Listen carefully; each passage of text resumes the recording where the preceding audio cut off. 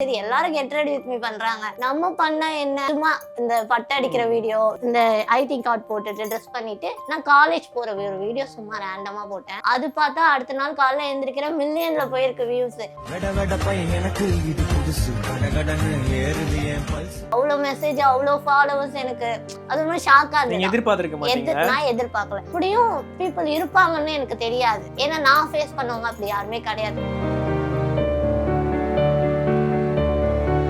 அப்பா மட்டும்தான் நான் என்ன பண்ணாலும் ஓகே ஓகே சரி அந்த மாதிரி சொல்றாங்க. அப்பாவுக்கு ரொம்ப பெட்டும் நீங்க. அப்பாதான் எல்லாமே. அப்பா எப்படி சொல்றதுன்னா, சும்மா இப்படி இறக்கி விடுங்க நான் போறேன் அப்படி சொன்னா கூட ராணி, அந்த ராணியோட கால்லாம் வந்து கீழவே படாது இல்ல, அந்த மாதிரி அப்பா எப்பயுமே ஒண்ணு தூக்கிட்டே தான் இருப்பேன். அதே மாதிரி எங்க அப்பா இருந்த வரைக்கும் எனக்கு கால் வலினா என்னன்னு தெரியாது.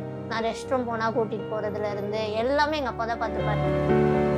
என்னோட உடம்புமே இப்படி இருந்தது அப்படின்னு சொல்லுவாங்க. என் விரல் கூட இந்த விரல் ஒரு மாதிரி இருக்கு பாருங்க, ஏன்னா நீட்ட முடியும். மாத்திரை எல்லாம் போட போட இன்னும் மூளை ஒரு மாதிரி ஆகாது. அதெல்லாம் அவங்களுக்கு பயம் வந்துருச்சு. அப்படியேதான் பெயினோட தான் டிராவல் பண்ணி ஆகணும்னு அவர் சொல்லாம சொல்லிட்டாரு. நான் நிறைய அழுவேன்.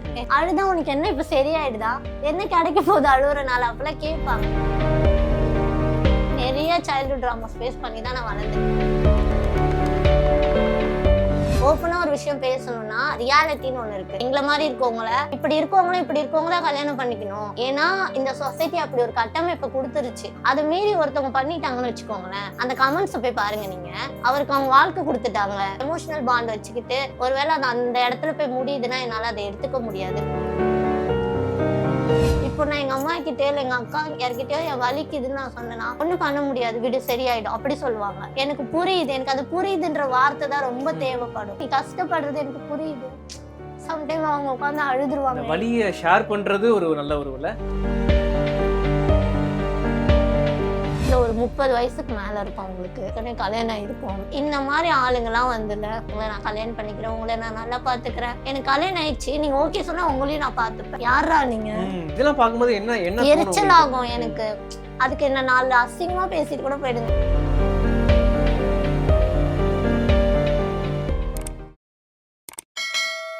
அரரோட்ஸ் நேயர்களுக்கு வணக்கம். நான் உங்கள் விஜய் கதிர். இன்றைக்கி வந்து பார்த்தீங்கன்னா நம்ம கூட ஈஸ்வரி இருக்காங்க.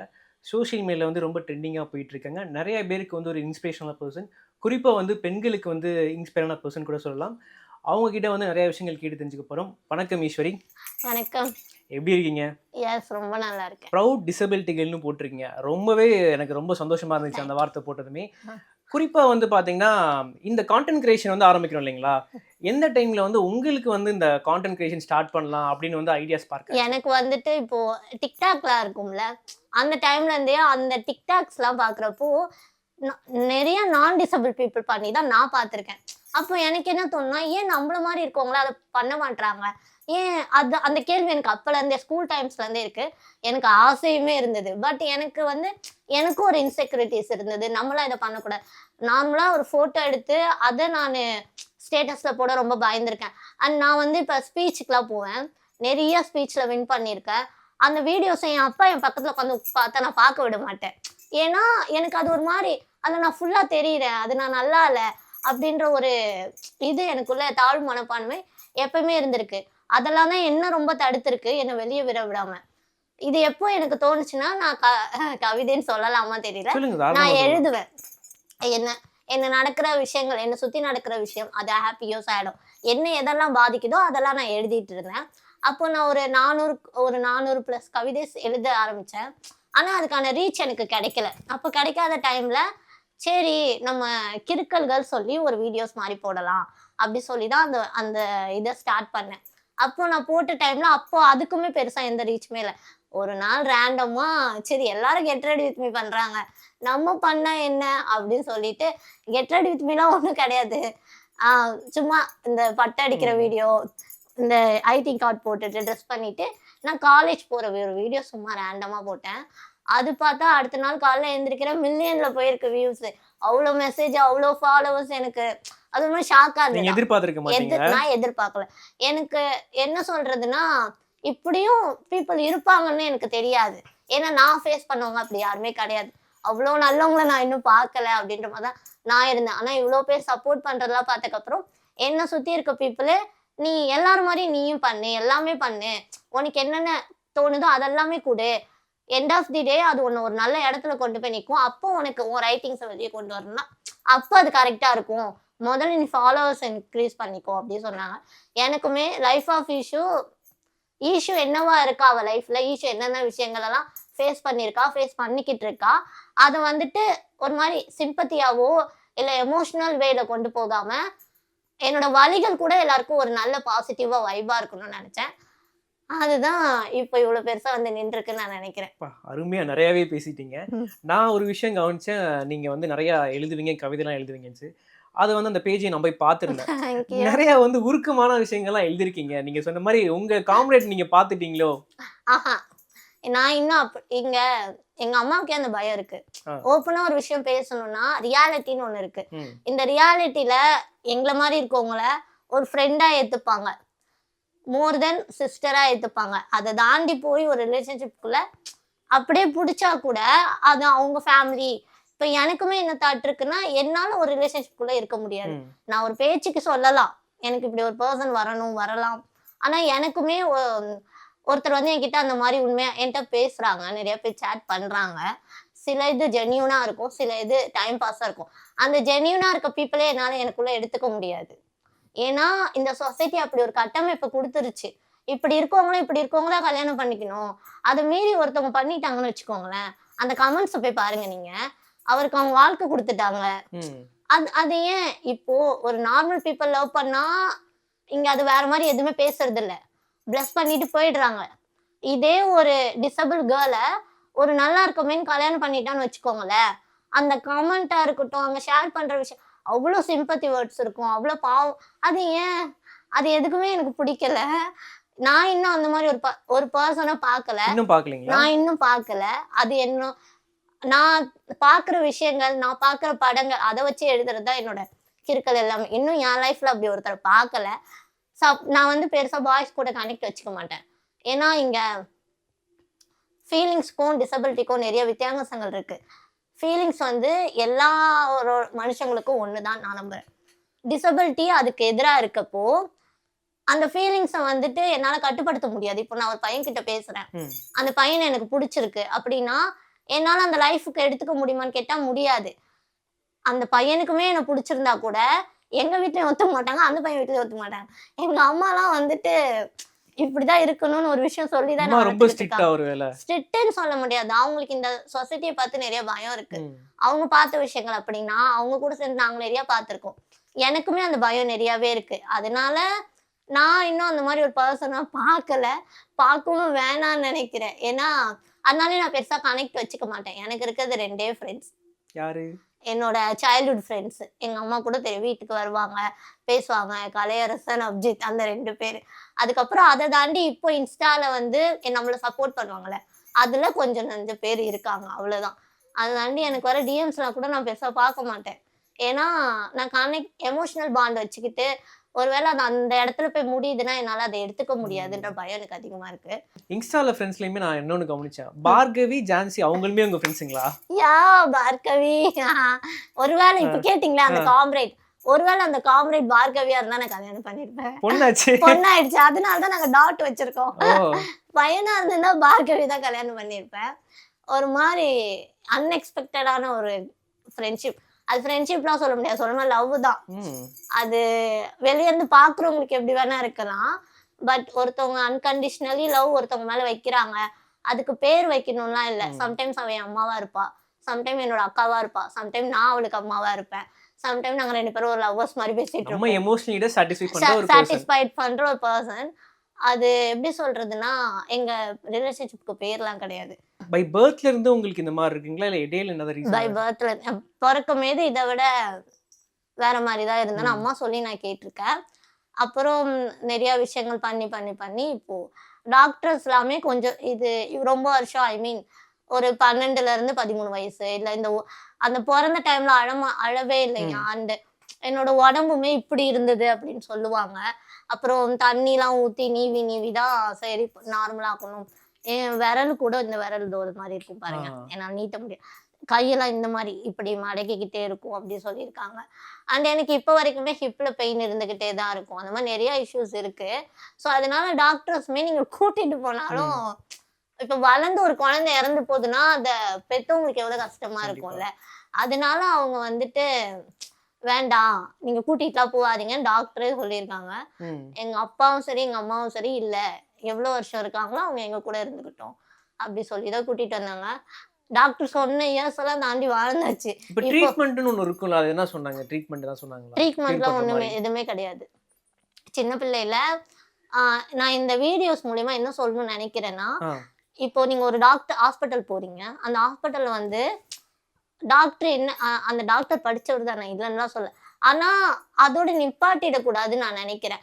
இப்போ நான் ஹாஸ்பிட்டல் போனா என்ன தெரியுமா சொல்லுவாங்க? நீங்க ஒரு 8 வயசுக்குள்ள கூட்டிட்டு வந்தா உங்க பொண்ணு நார்மலா நடந்துகிட்டு இருப்பா. ம், ம். நீங்க ஒரு 9 வயசுல கூட்டிட்டு வந்திருந்தீங்கன்னா, உங்க பொண்ணு இப்ப எல்லாரும் மாரியும் ஒரு லைஃப்ப லீட் பண்ணிக்கிட்டு இருப்பா அப்டி சொல்லுவாங்க. எங்க அம்மாவும் அந்த வயசுல அவங்கனால முடிஞ்ச வரைக்கும் எல்லா இடத்துலயும் கூட்டிட்டு போய் பார்த்துட்டாங்க. அங்க சொன்ன டாக்டர்ஸ் எல்லாமே அப்ப எப்படி தெரியுமா இருந்திருக்காங்க? ம். இப்ப நீங்க ஒரு பிரச்சனையோட போறீங்கன்னா, இன்னொரு பிரச்சனைய சொல்லக்கூடாது.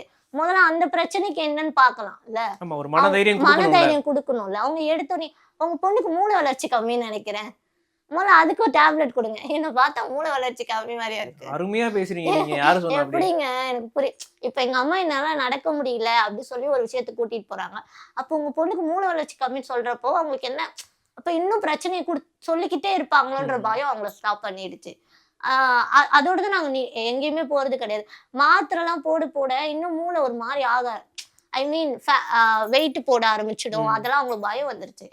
அதனால எல்லாமே ஸ்டாப் பண்ணியாச்சு. இப்போ நான் ரீசென்ட்டா எங்க அப்பா இறந்து போறதுக்கு ஒரு 1 இயர்க்கு முன்னாடி போனோமாமா, ஹாஸ்பிட்டல் போயிருந்தோம். ஹாஸ்பிட்டல் போனப்போ எனக்கு ஹிப் பெயின் அதிகமாயிடுச்சு. அண்ட் ம். பிரீத்திங் இஷ்யூ இருக்கு எனக்கு இப்போலாம். ஓகே. ஆ அதனால ஹாஸ்பிட்டல் போயிருந்தோம். நைட் சுத்தமா தூங்க முடியுமா. அப்போ 1 டேல எனக்கு 5000 ஆயிடுச்சு 1 டே. ம். அப்போ பார்த்துட்டு டாக்டர் என்ன சொன்னாங்கன்னா, ஹார்ட்ல எல்லாமே நார்மலா இருக்கீங்க. ஆனா ஒரு மேபி இங்க இருக்க எலும்பு போயிட்டு லங்ஸ்ல குத்துறதுக்கு வாய்ப்பு அதிகமா இருக்கு. ம்ஹ்ம். அதுக்கெல்லாம் ட்ரீட்மெண்ட் எதுவுமே கிடையாது. அப்படியே தான் பெயினோட தான் டிராவல் பண்ணி ஆகணும்னு அவர் சொல்லாம சொல்லிட்டாரு. அதுக்கப்புறம் எனக்கு அது காசு செலவு பண்ணி ஒரு விஷயத்த பார்க்கணும்னு இல்ல. அண்ட் எனக்கு இந்த பெயின பேர் பண்ணி உங்களுக்கு எப்படி இப்ப நம்மளுக்குலாம் பிரீத்திங் ம். எப்படி இருக்கோ, எனக்கு பெயின் இருந்துகிட்டே இருக்கும். ம், ம், ம். எனக்கு பெயின் இருந்துகிட்டே தான் இருக்கும். எப்படி வந்து இப்ப உங்களுக்கு வந்து ஹிப் பெயின் இருக்கு, ஆ. பிரீத்திங் இருக்கு, கால் பெயின் ம். இருக்கு. இது தாங்கன்னா ஒரு மன வலிமை வேணும்ல. அத எப்படி நீங்க மேனேஜ் பண்றீங்க நீங்க? எங்க அம்மாவுக்குலாம் ஃபர்ஸ்ட்லாம் தெரியாது. நான் இவ்ளோ வலி இருக்கு எனக்கு. ம், ம், நான் உட்கார்ந்து நான் நெறைய அழுவேன். ம், என்ன எல்லாரும் அழுமூஞ்சின்னுவாங்க. எதுக்கு எடுத்தாலும் அழுவுற? ம். அழுதா உனக்கு என்ன இப்ப சரியாயிடுதா? என்ன கிடைக்க போகுது அழுவுறனால? அப்பலாம் கேட்பாங்க. ஏன் அழுகுறீங்க? இந்த ஏன் மாரிலாம் அழுகுற? கேள்வி கேட்பாங்கல்ல? ஆனா, நான் சின்ன வயசுல இருந்து ஃபேஸ் பண்ண விஷயங்கள். சைல்ட்ஹுட்ல நெறைய தனியா இருந்திருக்கேன். எங்க அம்மா வேலைக்கு போயிடுவாங்க. ஆ.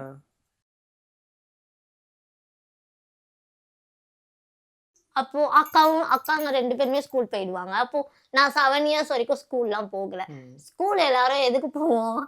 ஆசைப்பட்டு படிக்கணும்னு போயிருப்பாங்க. ம். நான் என் வீட்ட விட்டு தப்பிச்சு ஓடணுன்றதுக்காக ஸ்கூல் போனேன். படிக்கணும், எனக்கு வந்து அப்படி ஆகணும், இப்படி ஆகணும். அதெல்லாம் என் தாட்டே கிடையாது.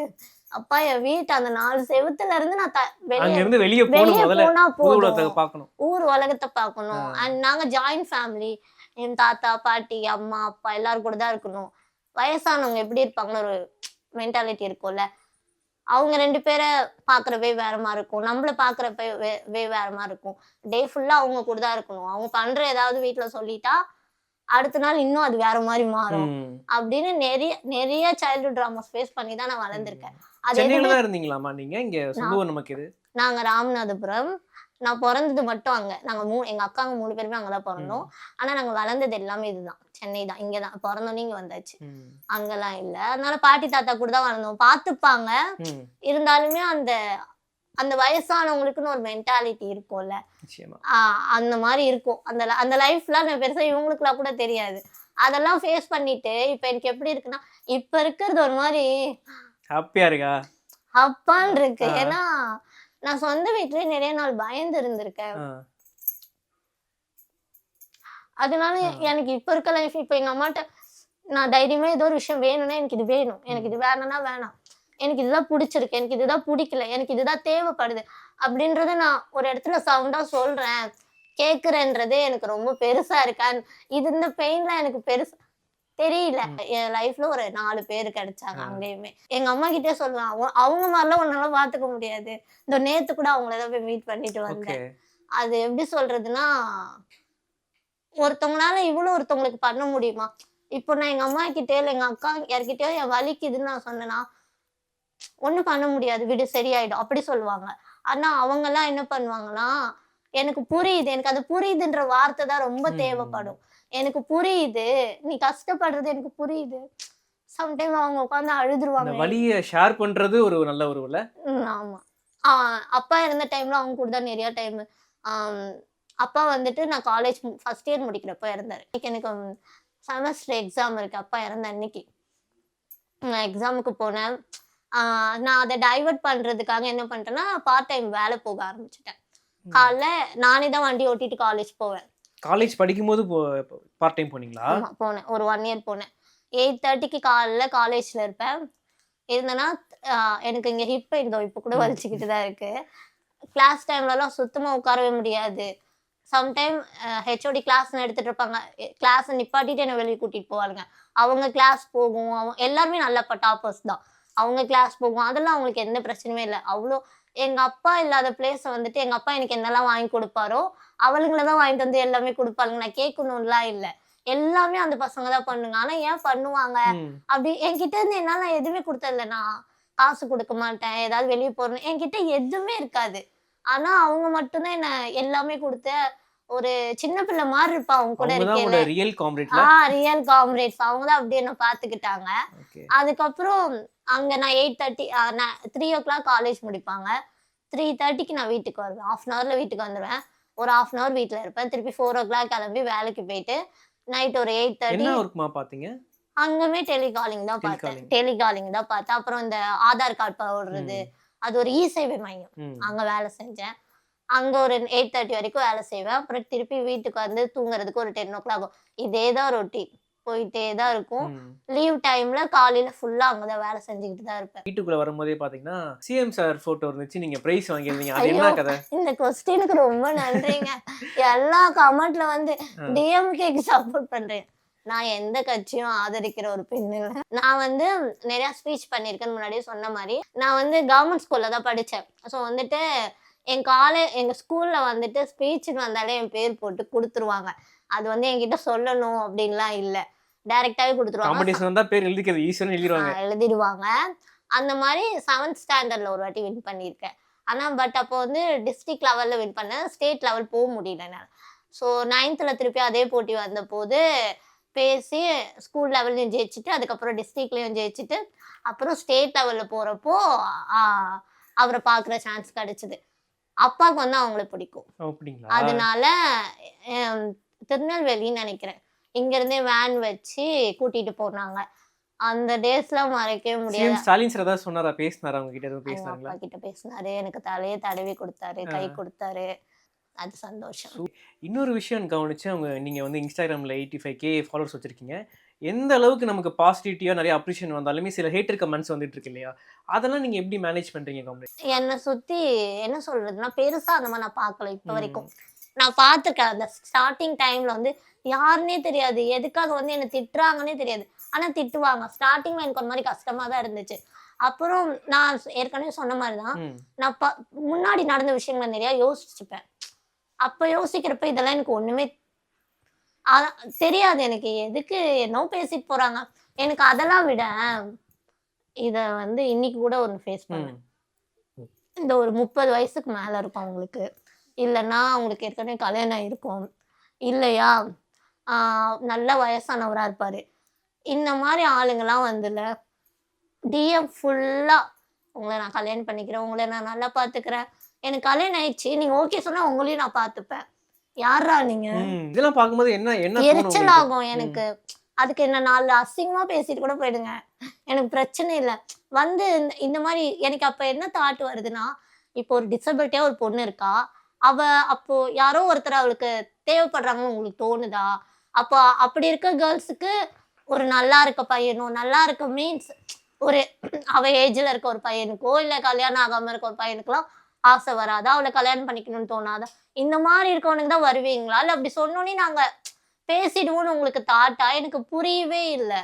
ஏன் எப்படி அந்த மாதிரிலாம் வந்து பேசுறாங்க எனக்கு அதுதான் இரிட்டேட் ஆகும். இந்த பேட் கமெண்ட்ல நானும் ரிப்ளை பண்ணுவேன். சம்டைம் எனக்கு ஒரு மாதிரி ஜாலியா இருக்கும். எனக்கு ஜாலியா இருக்கும். சில நேரம் பின் பண்ணி விட்டுருவேன்னா அதுக்கு கீழே வந்து என் காமெடிஸ்ல திட்டுவாங்க.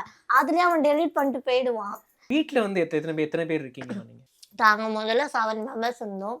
அதுக்கப்புறம் அக்கா கல்யாணம் ஆயிடுச்சு. பெரிய அக்கா கல்யாணம் ஆயிடுச்சு. அப்புறம் அவங்க போனதுக்கப்புறம் கொஞ்சம் இஷ்யூனால தான் நாங்கள் செப்பரேட் ஆயிட்டோம்.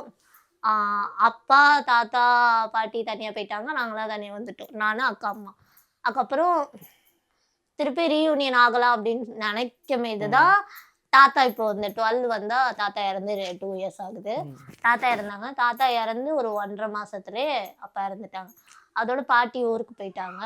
அவ்வளோதான். நாங்கள் அப்படி இப்படி ஆயிட்டோம். நான் பார்த்த வரையும் வந்து அம்மா வந்து ரொம்ப பெரிய ரோல் ப்ளே பண்றாங்கன்னு நினைக்கிறேன். ஏன்னா கண்டிப்பா வந்து அவங்க ரொம்ப சப்போர்ட் பண்றாங்க இல்லைங்களா? வந்தோடனே வந்து அவங்க நாங்க உள்ள வந்ததுமே பார்த்து சிரிச்சு வாங்கப்பான்னு சொல்றதா இருக்கட்டும், கவனிப்பா இருக்கட்டும், உங்களையும் பாத்துக்கிறதா இருக்கட்டும். எங்க ஃபேமிலி எப்பவுமே அப்படிதான். அவங்களுக்கு எப்படின்னா என்ன சப்போர்ட் பண்ற எல்லாரையுமே அவங்களுக்கு ரொம்ப பிடிக்கும். என்ன லவ் பண்ற எல்லாரையும் அவங்களுக்கு ரொம்ப பிடிக்கும். அப்பா இருந்த வரைக்கும் அம்மா அவ்வளோ பெருசா எதுலையுமே இது உள்ள வரமாட்டாங்க. அப்பா மட்டும்தான் நான் என்ன பண்ணாலும் ஓகே ஓகே சரி அந்த மாதிரி சொல்றாங்க. அப்பாவுக்கு ரொம்ப பெட்டும் நீங்க? அப்பாதான் எல்லாமே. அப்பாதான் எல்லாமே. அப்பாக்கு அப்புறம் ஒரு மெமரபிள் மூமெண்ட் சொல்ல முடியுமா அப்பா கூட நீங்க? அப்பா கூட இருந்த எல்லாமே மெமரிஸ், நல்ல மெமரிஸ் தான். அப்பா எப்படி சொல்றதுன்னா எனக்கு இன்னும் ஞாபகம் இருக்கு. நான் ஒரு 7 வயசு 8 வயசு இருக்கும். இந்த இங்க திருவேற்காடு இருக்கு தெரியுமா? நடந்து நாங்க போவோம் அந்த கோயிலுக்கு. அப்பா என்ன தூக்கிட்டு தான் போவோம். அப்போ நான் சும்மா இப்படி இறக்கி விடுங்க நான் போறேன் அப்படி சொன்னா கூட அப்போ வந்துட்டு ஒரு வார்த்தை எப்பவுமே என்கிட்ட சொல்லுவாரு. நீ வந்துட்டு ராணி, அந்த ராணியோட கால்லாம் வந்து கீழவே படாதுல்ல, அவங்கள பல்லாக்குல தூக்கிட்டே தானே போவாங்க. அந்த மாதிரி அப்பா எப்பவுமே உன்னை தூக்கிட்டே தான் இருப்பேன். நான் இருக்க வரைக்கும் உன் கால் கீழே வரும். அதே மாதிரி எங்க அப்பா இருந்த வரைக்கும் எனக்கு கால் வலினா என்னன்னு தெரியாது. நான் ஒரு 12th ஸ்டாண்டர்ட் படிக்கிற வரைக்கும் எங்க அப்பா தூக்கிட்டே தான் இருந்தாரு. அது எந்த இடம் எதுவுமே கிடையாது. நான் ரெஸ்ட் ரூம் போனா கூட்டிட்டு போறதுல இருந்து எல்லாமே எங்க அப்பா தான் பார்த்துப்பாரு. அண்டு நிறைய ஊர் சுத்துவாரு. அவருக்கு ஊரா போறது ரொம்ப பிடிக்கும். எல்லா இடத்துலயும் நானும் இருப்பேன். எங்க போனாலும் எங்க 2 அக்கா விட்டு நான் மட்டும் கூட போயிடுவேன். அவர் எதுவுமே யோசிக்க மாட்டார். நான் அம்மா இல்லைன்னு போகாமலாம் இருக்க மாட்டேன். நானும் கூட போயிடுவேன். அப்பா வந்துட்டு அப்பா இல்ல, அப்பாதான். இப்ப அவங்க வந்து அந்த பிளேஸ் ரீப்ளேஸ் பண்றதுக்காக இப்ப அவங்களுமே அந்த எல்லா எஃபெக்ட்ஸும் போடுறாங்க. அப்பா மிஸ் பண்ணக்கூடாது. இப்போ 22 வயசாகுது, 23 வயசு ஆக போகுது. இருந்தாலுமே அந்த அப்பான்ற அந்த விஷயம் மட்டும் மாத்திக்க முடியல. இப்போ இன்ஸ்டாகிராம்ல வந்து நீங்க நிறைய வீடியோஸ் போடுறீங்க. ஏதாவது செலிபிரிட்டிஸ் முக்கியமான பர்சன்லாம் உங்களுக்கு ரீச் பண்ணிருக்காங்களா? கமெண்ட்ஸ் ஏதாவது பண்ணிருக்காங்களா? இல்ல டைரக்டா டிஎம் பண்ணிருக்காங்களா? அப்படி யாராவது இருக்காங்களா? பண்ணிருக்காங்க. யாருன்னு சொல்ல முடியுமா? எனக்கு ஃபர்ஸ்ட் நான் போட்ட கொஞ்ச நாள்லே சுந்தரி சீரியல் கேப்ரல் அக்கா அவங்க ஃபாலோ கொடுத்துருந்தாங்க. எனக்கு அதெல்லாம் இவங்கெல்லாம் ஃபாலோ கொடுத்துருக்காங்க. ஏன்னா அவங்களோட வரிகள் எனக்கு ரொம்ப பிடிக்கும். அவங்க அழகா எழுதி படிப்பாங்கல்ல, அது நான் அந்த டைம்ல இருந்தே பார்த்துட்டு இருக்கேன். அவங்க பண்ணியிருக்காங்க, நிறைய பேர் பண்ணியிருக்காங்க. எனக்கு ஞாபகம் வர மாட்டேங்குது. நிறைய விஷயங்கள் பேசி தெரிஞ்சுக்கிட்டோம் ஈஸ்வரி. நிறைய விஷயங்கள் நீங்க ஷேர் பண்ணீங்க. ஸோ ஏர்வுட் சார்பா வந்து எங்களுடைய வாழ்த்துக்கள் ஈஸ்வரி. இன்னும் நீங்க மேல போகணும், நீங்க அடுத்தடுத்து கான்டென்ட் பண்ணணும், நிறைய விஷயங்கள் சாதிக்கணும். கண்டிப்பா. All the very best. Thank you so much. நன்றி. Thank you so much. Thanks a lot.